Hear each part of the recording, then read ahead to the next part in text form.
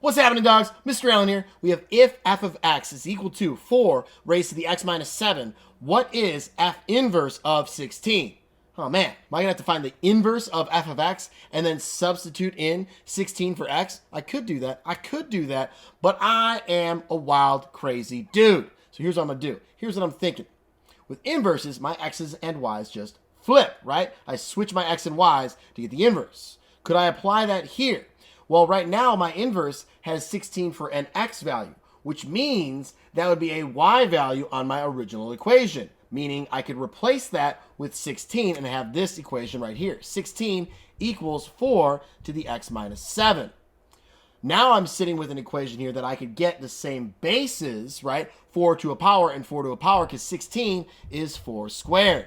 And now I can use my one-to-one property and solve for x. I got 2 equals x minus 7. Add 7, I get 9 equals x. But what does this mean here? So we did a lot of switcheroo, man. We did a lot of switcheroo.